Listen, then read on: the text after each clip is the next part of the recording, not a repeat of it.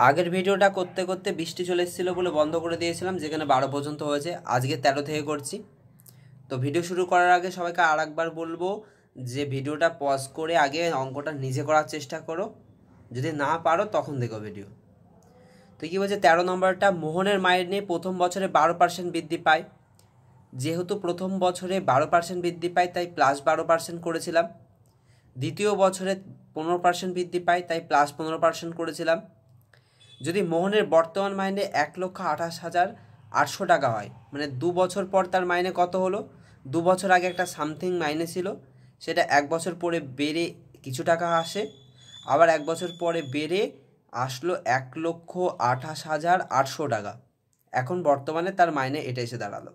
একবার 12% বৃদ্ধি পেয়েছে, এখান থেকে এখানে এসেছে +12% বৃদ্ধি পেয়েছে, আর এখান থেকে এখানে এসেছে +15% বৃদ্ধি পেয়েছে। আমরা কি বের করব? ডাইরেক্ট তার প্রথম যে মাইনে আছে সেই মাইনে থেকে এই মাইনেতে টোটাল কত পার্সেন্ট বৃদ্ধি পেয়েছে সেটা দেখব।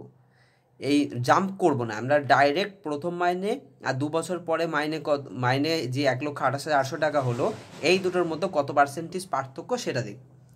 কীভাবে দেখব? এর জন্য সূত্র লাগাবো a + b + ab / 100। যেহেতু এটা 12% বৃদ্ধি পেয়েছে তাই +12, আর যেহেতু এটা 15% বৃদ্ধি পেয়েছে +15, তাহলে a এর মান +12, b এর মান +15 প্লাস ab / 100, 12 × 15/100। দেখতে পাচ্ছি এখানে 15, মানে 3 × 5 = 15, একটা 5 আছে আর এখানে 5 নেই, তার মানে একটা শূন্য আমি কাটতে পারবো, আর একটা শূন্য কাটতে পারবো না, এখান থেকেই বুঝতে পারছি। তো জানি না, তখন গুণ করে ফেলেছিলাম। তো 15 × 2 = 30, শূন্য হাতে গেলো 3, 15 × 15 আর 3 = 18, 180 হয়েছিল, একটা শূন্য কেটে গেল, আর কিন্তু এটা কাটাকুটি যাবে না। তাই এটা যেহেতু নিচে 10 আছে, তাহলে এক ঘর আগে দশমিক হলো 1.8, আর এটা 12 আর 15 যোগ করে 27 এসছে। 27 + 1.8 মানে 28.8%। তাহলে মোটের ওপর কত পার্সেন্টেজ বৃদ্ধি পেয়েছে? 28.8% বৃদ্ধি পেয়েছে। প্রথম বছরে 12, দ্বিতীয় বছরে 15, তাহলে মোটের ওপরে কত পার্সেন্টেজ? 28.8% বৃদ্ধি পেয়ে 1,28,800 টাকা মাইনে এসেছে 2 বছর পর। তাহলে যদি 28.8% বৃদ্ধি পাওয়া মানে কি? আগে যদি 100 টাকা মাইনে থাকতো, বর্তমানে মাইনে হচ্ছে 128 টাকা 80 পয়সা, মানে 128.80, এত টাকা তার মাইনে হলো। ক্লিয়ার হলো 2 বছর পরে। এবার তাহলে 128 টাকা 80 পয়সা, 128.8 টাকা যদি তার এখন বর্তমানে মাইনে হয়, তাহলে 2 বছর আগে আমাদের বলতে কী বলেছে? 2 বছর আগে মাইনে কত ছিল? তাহলে 2 বছর আগে তার মাইনে কত ছিল? 100 টাকা ছিল। যদি তার বর্তমানে 1 টাকা মাইনে হয়, 2 বছর আগে তার মাইনে ছিল 100/128.8 টাকা, কিন্তু বর্তমানে তার মাইনে কত? 1,28,800 টাকা। তাহলে বর্তমানে তার মাইনে 1,28,800 টাকা। তাহলে 2 বছর আগে তার কত মাইনে ছিল? 100/128.8 ইন্টু 1,28,800। দশমিকের জন্য একটা 1 নিলাম, দশমিকের পরে একটা সংখ্যা আছে, একটা শূন্য নিলাম।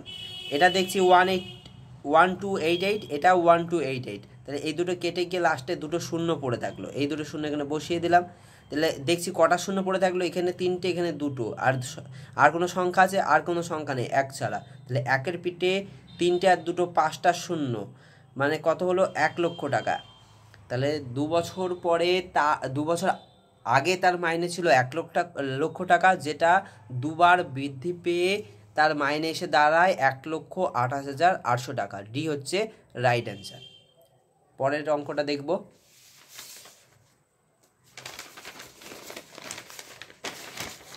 ভিডিওটা পজ করে নিজে করার চেষ্টা করো। একটি এবিসি একটা সমকোণী ত্রিভুজ। সমকোণী ত্রিভুজ মানে কি? আমরা কি জানি? ত্রিভুজের 3টে কোণ হয়, 1, 2, 3টে, আর এই 3টে কোণের সমষ্টি 180 ডিগ্রি হয়, এটা জানি। যদির কথায় 3টে কোণের মধ্যে একটা কোণ 90 ডিগ্রি হয়, তখন সেই ত্রিভুজকে আমরা সমকোণী ত্রিভুজ বলি। তাহলে একটা সমকোণী ত্রিভুজ এখানে ধরে নিই, একটা সমকোণী ত্রিভুজ ধরে নিই, এটা 90 ডিগ্রি। নাম বলে দিয়েছে বি কোণটা 90 ডিগ্রি, তাহলে একে আমাকে বি রাখতেই হবে, কিছু করার নেই। আর ত্রিভুজের নাম বলেছে এবিসি, তাহলে এটা যদি বি রাখি তাহলে এটা এ বি সি হলো। ক্লিয়ার হলো ত্রিভুজটা। এবার এবিসি ত্রিভুজের বি কোণটা 90 ডিগ্রি, তাহলে এ কোণ আর সি কোণের সমষ্টি কত হবে? এ কোণ আর সি কোণের সমষ্টি, 3টে কোণের সমষ্টি আমরা কি জানি? 3টে কোণের সমষ্টি, এ কোণ, বি কোণ আর সি কোণের সমষ্টি হচ্ছে 180 ডিগ্রি। ত্রিভুজের 3টে কোণের সমষ্টি, তার মধ্যে বি কোণ তো 90 ডিগ্রি নিয়েই নিচ্ছে, তাহলে এ আর সি মিলে কত নেবে, বাকি যে 90 থাকবে সেই 90টা, তাহলে এ আর সি কোণের সমষ্টি হচ্ছে 90 ডিগ্রি। ক্লিয়ার হলো? এবার কি বলছে, কোসেক এ বলছে 2√2, কোসেক এ বলছে 2√2, কোসেক এ মানে কি, কোসেক থিটা মানে কি জানি আমরা, কোসেক থিটা মানে কি, সাইন থিটার উল্টোটা। সাইন থিটা মানে আমরা জানি লম্ব বাই অতিভুজ, কোসেক থিটা মানে হচ্ছে সাইন থিটা লম্ব বাই অতিভুজ, কোসেক থিটা অতিভুজ বাই লম্ব। ক্লিয়ার হলো? এবার যেহেতু এখানে এ বলে দিয়েছে, তার মানে এখানে দেখব এ কোণের ভিত্তিতে লম্ব ভূমি অতিভুজ হবে। ক্লিয়ার হলো? তাহলে এ কোণের ভিত্তিতে লম্ব ভূমি অতিভুজ কীভাবে হবে, এই এ কোণের বিপরীতে যে বাহুটা রয়েছে 90 ডিগ্রির সাথে লেগে, সেই কোণটা সবসময় লম্ব হবে। তাহলে সি কোণের ভিত্তিতে একই রকমভাবে এইটা লম্ব হবে, আর এ কোণের ভিত্তিতে এইটা লম্ব হবে। তাহলে লম্ব এখানে কি হবে, লম্ব হবে এ কোণের ভিত্তিতে লম্ব হবে বিসি, আর 90 ডিগ্রির সাথে একটা লম্ব লেগে থাকে আর একটা লেগে থাকে ভূমি, তাহলে ভূমি হবে এখানে এবি। আর অতিভুজ সবসময় এখানেও এসি হবে, ওর ক্ষেত্রেও এসি হবে, অতিভুজ হবে এসি। ক্লিয়ার হলো? এটা যদি সি কোণের ভিত্তিতে হতো, সি কোণের ভিত্তিতে লম্ব কী হতো, সি কোণ, এই সি কোণের বিপরীতে যে বাহুটা রয়েছে সেটা হতো লম্ব, মানে লম্ব হতো এবি, আর ভূমি হতো 90 ডিগ্রির সঙ্গে লম্ব আর ভূমি লেগে থাকে, ভূমি হতো তখন বিসি, আর অতিভুজ এক্ষেত্রেও এসি। ক্লিয়ার হলো? আচ্ছা, তাহলে এক্ষেত্রে কোসেক এ 2√2, কোসেক এ কোণের ভিত্তিতে তো কোসেক থিটা মানে কি, অতিভুজ বাই লম্ব, অতিভুজ হচ্ছে কত এসি বাই হচ্ছে লম্ব কত, লম্ব হচ্ছে বিসি, এসি বাই বিসি এর ভ্যালু বলেছে 2√2। ক্লিয়ার? এটা যদিও এখানে কোনো দরকার নেই। আচ্ছা, কি বলছে দেখি, অঙ্কটা বলছে sign A cos C plus cos A sign C. প্রথমে আমরা এখানে দেখছি সাইনটা এ কোণের ভিত্তিতে, কসটা সি কোণের ভিত্তিতে, কসটা এখানে এ কোণের ভিত্তিতে, সাইনটা সি কোণের ভিত্তিতে, যে কোনো একটা কোণের ভিত্তিতে নিয়ে আসার চেষ্টা করি। তাহলে আমরা সবাইকে এ কোণের ভিত্তিতে নিয়ে আসার চেষ্টা করি। আমরা এখানে কি দেখলাম, এ প্লাস সি 90 ডিগ্রি, তাহলে কি বলতে পারি, সি সমান সমান আমরা কি বলতে পারি, 90 ডিগ্রি মাইনাস এ বলতে পারলাম। তাহলে সি এর জায়গায় আমরা 90 ডিগ্রি মাইনাস এ লিখতে পারবো, লিখলাম। তাহলে এই কস সি এর জায়গায়, আমি শুধু জায়গা কম বলে কস সিটা দেখাচ্ছি, কস সি এর জায়গায় কি লিখতে পারি, সি এর জায়গায় কস সি, এই সি এর জায়গায় আমি 90 ডিগ্রি মাইনাস এ লিখতে পারি। এবার আমরা কি জানি, কস অফ 90 ডিগ্রি মাইনাস থিটা মানে কিন্তু আমরা জানি সাইন থিটা হয়, কস অফ 90 ডিগ্রি মাইনাস থিটা মানে সাইন থিটা। তাহলে কস অফ 90 ডিগ্রি থিটার জায়গায় এখানে এ রয়েছে, তাহলে এখানে সাইনে আমরা লিখতেই পারি। তাহলে কস সি এর জায়গায় আমরা কি লিখতে পারি, কস সি এর জায়গায় আমরা সাইনে লিখতে পারি, এটাও সাইনে, তাহলে এখান থেকে কি আসলো, সাইন স্কোয়ার এ আসলো, প্লাস কি বলছে, এবার পরেরটা দেখি, কস এ প্লাস সাইন সি, সবাইকে এ কোণের ভিত্তিতে নিয়ে আসছি, সি কোণটাকে যদি একই রকমভাবে ট্রান্সফার করি, তাহলে এই সি এর জায়গায় আমি কত লিখবো, 90 ডিগ্রি মাইনাস এ, তাহলে সাইন সি এর জায়গায় আমরা কি লিখবো, sine of 90 degree minus A, sine of 90 degree minus theta, cos of 90 degree minus theta মানে সাইন থিটা হয়, আর sine of 90 degree minus theta মানে কস থিটা হয়। ক্লিয়ার? তাহলে এখানে থিটার জায়গায় এ রয়েছে, তাহলে এখানে কস এ হবে। তাহলে এখানে যদি কস এ বসিয়ে দিই, এটাও দেখছি কস এ, এটাও কস এ, তাহলে দুটো কস এ গুণ করলে কস স্কোয়ার এ এসে দাঁড়ালো। ক্লিয়ার?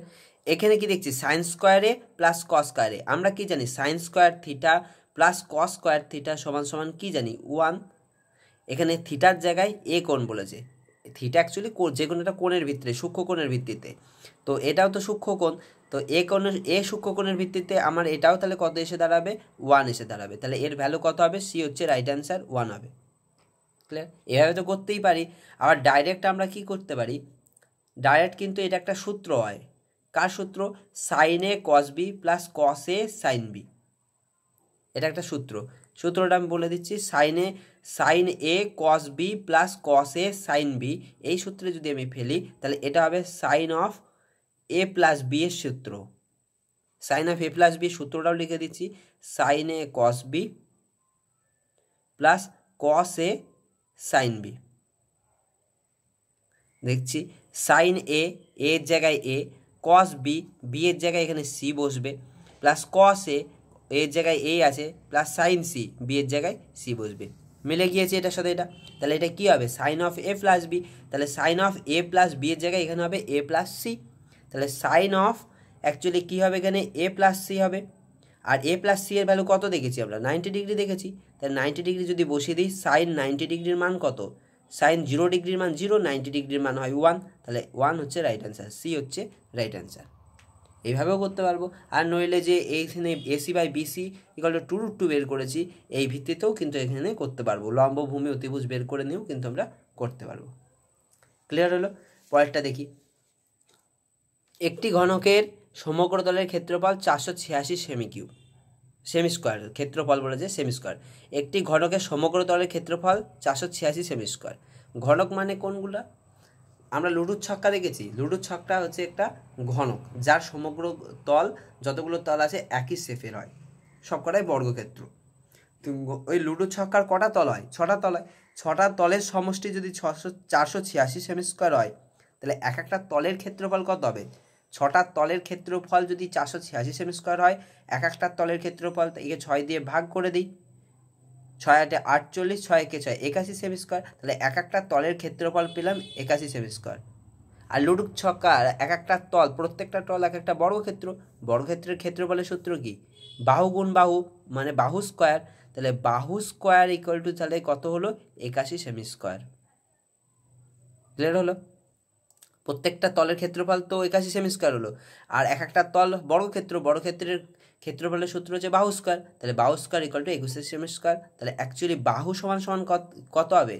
প্রত্যেকটা বাহুর মান হবে বাহু স্কোয়ার 81, বাহু হবে √81 মানে 9 নং 81, 9 সেমি। প্রত্যেকটা বাহুর দৈর্ঘ্য হবে 9 সেন্টিমিটার। এবার বলেছে ঘনকটির আয়তন কত হবে? আয়তনের সূত্র কি?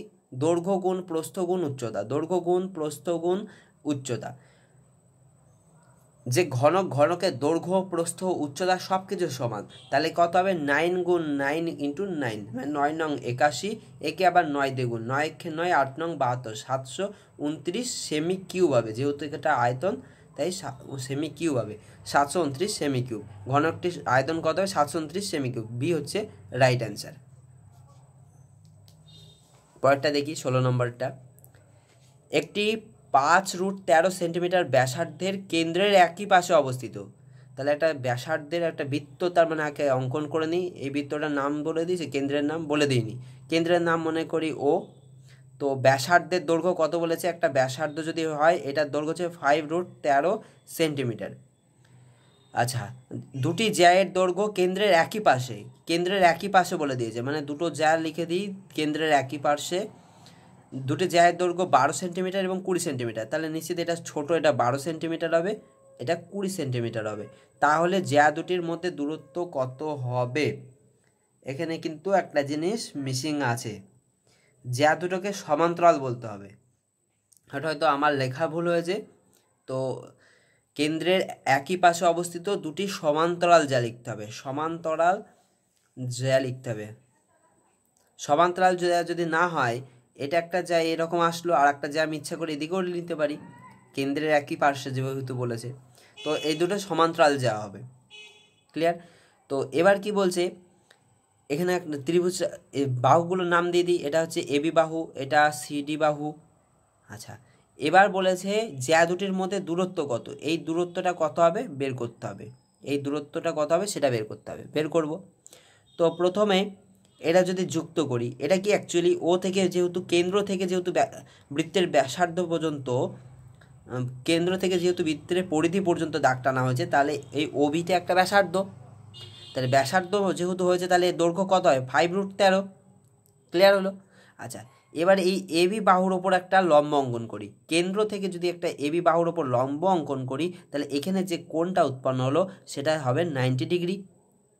এখানে যে নামটা দিই, এখানে নাম দিই ই, নাম দিই, এই ই জায়গাটায় এখানে আলাদা করে একটা অঙ্কন করি, দেখাচ্ছি। কেন্দ্র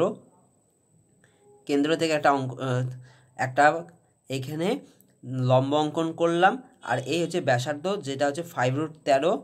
আচ্ছা, যেহেতু এটা লম্ব অঙ্কন করেছি এবি বাহুর ওপর, আর এবি বাহুর দৈর্ঘ্য হচ্ছে 20 সেন্টিমিটার, তাহলে মনে রাখবো যখন কেন্দ্র থেকে কোনো জ্যায়ের ওপর লম্ব অঙ্কন করা হয় তখন সে জ্যাটাকে সমান দুটি ভাগে ভাগ করে দেয়। তাহলে এখানে যে ই নামটা দিয়েছি, তাহলে এই ইবি এর দৈর্ঘ্যও হবে 10 সেন্টিমিটার, এটাকে সমান দুটো ভাগে ভাগ করে দেবে পুরো বাহুটাকে, জ্যাটাকে। আর এই এর দৈর্ঘ্য হবে 10 সেন্টিমিটার। ক্লিয়ার হলো? আচ্ছা, যেহেতু এটা 90 ডিগ্রি আর এটা হচ্ছে ও ই বি একটা ত্রিভুজ, ও ই বি একটা ত্রিভুজ, আর এই একটা কোণ 90 ডিগ্রি, তাহলে এটা সমকোণী ত্রিভুজ। সমকোণী ত্রিভুজের ক্ষেত্রে আমরা কি জানি? অতিভুজের স্কোয়ার সমান সমান লম্ব স্কোয়ার প্লাস ভূমি স্কোয়ার। এখানে অতিভুজ কত? অতিভুজ হচ্ছে ওবি, তাহলে ওবি স্কোয়ার সমান সমান লম্ব কত? লম্ব ওই, ওই এ স্কোয়ার প্লাস ভূমি কত? ইবি, ইবি স্কোয়ার। মানগুলো যদি বসিয়ে দিই, ওবি, ওবি মানে 5√13, ওবি মানে 5√13 স্কোয়ার প্লাস ওই, ওই মানে কি? লম্ব, লম্বটাই আমরা বের করব, ওই স্কোয়ার প্লাস ইবি স্কোয়ার, ইবি মানে 10 স্কোয়ার। ক্লিয়ার হলো? তাহলে 5√13 স্কোয়ার মানে কি? 5 স্কোয়ার, 5 5 25, আর 13 √13 মানে √13 মানে রুট উঠে গিয়ে শুধু 13 এসে দাঁড়ালো। আর তাহলে এখানে আসবে ওই স্কোয়ার আর 10 স্কোয়ার মানে 100। আচ্ছা, 25 × 13 গুণ করলে কত হবে? 5 13 65, 5 আর থাকলো 6, 13 2 26 আর 6 32, 325 সমান সমান ওই স্কোয়ার প্লাস 100, প্লাস 100টা এদিকে এসে মাইনাস 100 হয়ে যাবে। তাহলে 325 মাইনাস 100 মানে 225 সমান সমান ওই স্কোয়ার। যেহেতু এটা স্কোয়ার আর এটা 225, 225 মানে 15 স্কোয়ার, তাহলে 15 সমান সমান ওই লিখতে পারি। ঠিক আছে? তাহলে এখান থেকে এইটুকুনি দূরত্ব কত হলো? 15 সেন্টিমিটার হলো। এখান থেকে এইটুকুনি দূরত্ব কত হলো? 15 সেন্টিমিটার হলো। একই রকমভাবে এই সিডি বাহুর ওপর একটা জ্যা অঙ্কন করলাম।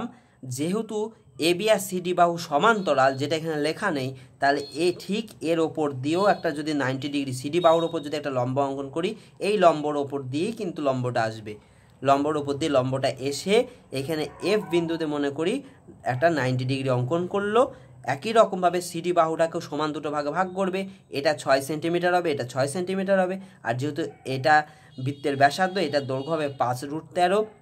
একই রকমভাবে ওই সূত্রে যদি ফেলে দিই, ও এফ স্কোয়ার সমান সমান এখানে কি এসে দাঁড়াবে? অতিভুজের স্কোয়ার, ও এফ না, অতিভুজ হচ্ছে ওডি, তাহলে ও ডি স্কোয়ার সমান সমান এসে দাঁড়াবে, ও ডি স্কোয়ার সমান সমান এসে দাঁড়াবে O F square plus F D square. আচ্ছা, ও ডি এর মান কত? ও ডি হচ্ছে অতিভুজ, যেহেতু ও ডি যেহেতু অতিভুজ, তার আর এটা একটা ব্যাসার্ধ, তাহলে এর দৈর্ঘ্য হবে 5√13, 5√13 স্কোয়ার প্লাস ও এফ, ও এফ এর মানটাই আমরা বের করব, plus F D, F D এর মান হচ্ছে 6 স্কোয়ার। তাহলে 5√13 স্কোয়ার কত পেলাম? 325।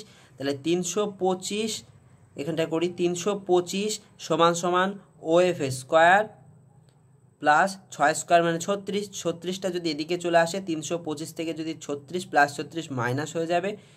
25 বাদ দিলে 300, তারপরে 11 বাদ দিলে 10 বাদ দিলে 290, এখন এক বাদ দিলাম 289 সমান সমান ও এফ স্কোয়ার। তাহলে 289 কার? 17 স্কোয়ার 289, তাহলে 17 সমান সমান ও এফ। তাহলে এই ও এফ এর মান হচ্ছে 17, ও এফ এর মান হচ্ছে 17। এবার একটা জিনিস পরিষ্কার দেখি, এটা যদি কেন্দ্র হয়, এই দুটো জ্যা বলে দিয়েছে, এই জ্যায়ের দৈর্ঘ্য 15 সেন্টিমিটার কেন্দ্র থেকে, আর এই জ্যায়ের দৈর্ঘ্য কেন্দ্র থেকে 17 সেন্টিমিটার। তাহলে এইটুকুনির দূরত্ব কত হবে? এই 17টা, এইখান থেকে এইটুকুনি দূরত্ব যে 17, এটার জন্য এইটুকুনি 15 নিয়েছে, আর এখান থেকে 2 নিয়েছে। তারপরে এখান কেন্দ্র থেকে এই যে শেষের যে জ্যাটা, সেই জ্যায়ের দূরত্ব 17 হয়েছে। তাহলে এই যে দুটো জ্যায়ের মধ্যে দূরত্ব কত হবে? 2 সেন্টিমিটার হবে। বোঝা গেল? তাহলে এই যে দুটো জ্যায়ের মধ্যে দূরত্ব কত হবে? 2 সেন্টিমিটার। সি হচ্ছে রাইট অ্যান্সার। এইটুকুনি 15 সেন্টিমিটার আর টোটালটা 17 সেন্টিমিটার। 17-র মধ্যে 15 বাদ চলে গেলে এ পড়ে থাকবে 2 সেন্টিমিটার, যেটা হচ্ছে জ্যা দুটোর মধ্যে দূরত্ব। তাহলে এখানে রাইট অ্যান্সার হবে সি হচ্ছে রাইট অ্যান্সার, 2 সেন্টিমিটার। পরের অঙ্কটা কী বলছে? এক ব্যক্তি পায়ে হেঁটে 5 কিমি/ঘন্টা গতিতে 3 ঘন্টা 45 মিনিট সময়ে যে দূরত্ব অতিক্রম করে, তাহলে কতটুকু দূরত্ব অতিক্রম করেছে আগে দেখে নিই। পায়ে হেঁটে 5 কিমি/ঘন্টা, 5 কিলোমিটার যাচ্ছে পার ঘন্টায়, পায়ে হেঁটে 3 ঘন্টা 45 মিনিট, 3 ঘন্টা 45 মিনিট। মিনিটটাকে যদি ঘন্টায় কনভার্ট করি, 60 মিনিট মানে জানি 1 ঘন্টা, এখানে 45 মিনিট বলেছে, তাহলে এখানে 45 মিনিট মানে কত ঘন্টা দেখে নিই। 3 15 45, 4 15 60, 3/4 ঘন্টা। তাহলে 45 মিনিট মানে 3/4 ঘন্টা, প্লাস তার সাথে আবার 3 ঘন্টা আছে, প্লাস 3 ঘন্টা প্লাস 3/4 ঘন্টা। টোটাল কত ঘন্টা হয়? 3 4 12 আর 3 15/4 ঘন্টা। তাহলে 15/4 ঘন্টায় সে 5 কিমি পার ঘন্টা গতিবেগে গিয়েছে। ক্লিয়ার? তো 1 ঘন্টায় যায় 5 কিলোমিটার, 15/4 ঘন্টায় গিয়েছে কতটুকুনি পথ? 15/4 ঘন্টায় গিয়েছে এত কিলোমিটার পথ গিয়েছে। আর কাটাকুটি এখানে করলাম না। ক্লিয়ার হলো? এবার সেই একই দূরত্ব, মানে এই দূরত্বে এই যে পরিমাণ কাটাকুটি করে যে পরিমাণ দূরত্ব আসবে, সেই পরিমাণ দূরত্ব সাইকেলে চেপে যেতে 2 ঘন্টা 10 মিনিট সময় লাগে। এই দূরত্ব সাইকেলে করে যখন গেল তখন লাগলো 2 ঘন্টা 10 মিনিট। একে যদি ঘন্টায় কনভার্ট করি, 60 মিনিট মানে 1 ঘন্টা, 10 মিনিট মানে হবে 10 দিয়ে গুণ 1/6 ঘন্টা। তার সাথে আবার 2 ঘন্টা আছে, 2 + 1/6, টোটাল ঘন্টা হয়ে যেত 2 ঘন্টা 10 মিনিট মানে। তাহলে 6 দুগুণে 12 + 1 মানে 13/6 ঘন্টা। 13/6 ঘন্টায় এতটুকুনি পথ গিয়েছে। কী বের করতে হবে? সাইকেলের গতিবেগ, মানে 1 ঘন্টায় কতটুকুনি পথ যায় সেটা দেখতে হবে। তাহলে সাইকেল আরোহী 13/6 ঘন্টায় গিয়েছে 5 × 15/4 কিলোমিটার পথ। তাহলে 1 ঘন্টায় গিয়েছে 5 × 15/4, এটা উল্টে গিয়ে 6/13 কিলোমিটার পথ। এটাই হচ্ছে তার গতিবেগ, কিমি পার ঘন্টা। এটাই হচ্ছে কিমি পার ঘন্টা গতিবেগ। আচ্ছা, 2 দুগুণে 4, 3 দুগুণে 6, আর কাটাকুটি যাবে না। 3 × 5 = 15, এটা একটা 15, আর এই দুটো মিলে হচ্ছে 15। 15 15 225 ওপরে, আর নিচে আসলো 13 দুগুণে 26। 26, একে যদি 8 দিয়ে দিই, আর এটা যদি 25 হতো, 8 25 হতো 200। এখন একটা 8 পড়ে থাকলো, তাহলে 208 হলো। 208 যদি হয়, এটা 225 মানে 17 পড়ে থাকলো, আর 26 এটা তাহলে যাবে না, তাহলে 208ই হবে। তার মানে 8 দিয়েই যাবে। 8 পূর্ণ পড়ে থাকবে কত? 208 হবে। তাহলে 17 পড়ে থাকবে, 8 পূর্ণ 17/26 কিমি পার ঘন্টা হচ্ছে রাইট অ্যান্সার। 8 পূর্ণ 17/26, সি হচ্ছে সি হচ্ছে রাইট অ্যান্সার। এখানে দেখিয়ে দিই আর একবার। তো 13/6 ঘন্টায় যাচ্ছে 5 × 15/4 কিলোমিটার পথ। 1 ঘন্টায় যাচ্ছে 5 × 15/4 ইন্টু, যেহেতু 1 ঘন্টায়, তাহলে 13/6টা উল্টে গিয়ে 6/13 কিলোমিটার পথ গেল। 2 দিয়ে কাটাকুটি হলো, 2 দুগুণে 4, 3 দুগুণে 6। এই 3 আর 5 যদি গুণ করি, 3 × 5 = 15, আর এটা একটা 15, 15 15 225, আর নিচে আসলো 13 দুগুণে 26। 225কে 26 দিয়ে যদি ভাগ করি, 8 দিয়ে যদি দিই, 8 26 হয় 208। 208, 8 পড়ে থাকলো 17, তাহলে 8 পূর্ণ 17/26 কিমি পার ঘন্টা হচ্ছে সাইকেলের গতিবেগ। সি হচ্ছে রাইট অ্যান্সার।